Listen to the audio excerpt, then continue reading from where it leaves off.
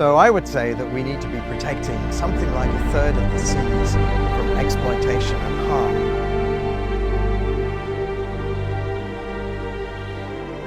If we get it right, life will be safeguarded well into the future, species won't go extinct, and fisheries will continue to thrive. If we get it wrong, we're going to see an increasing amount of dysfunction in the sea, collapses of populations there, harmful algal blooms, beaches becoming too contaminated for us to use. All of these things are possibilities. If we get it wrong, then we will lose things that have been taken for granted since time immemorial. The oceans have done things for us that we don't even know existed. They've kept us healthy, they've kept the water clean, they've processed our wastes, and we didn't notice it was going on. That's because it was happening. If it stopped happening, we'd very quickly notice.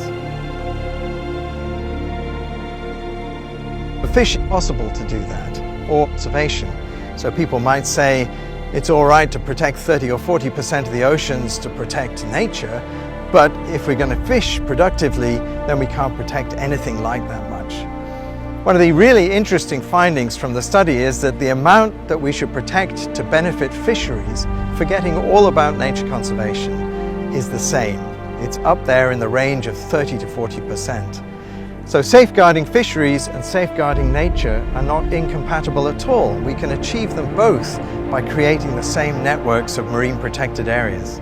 When people hear a figure of 30 to 40% of the oceans being protected, it seems to them just far too much. And then they'll say, well, it's impossible to do that, or you're crazy.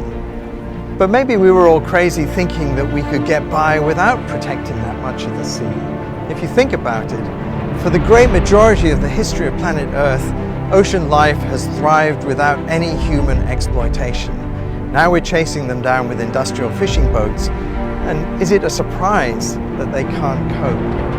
In fact, really, we'd be crazy to think that we could get by and safeguard life in the sea and the fisheries and the livelihoods that depend on it with anything less than 30 to 40% protection.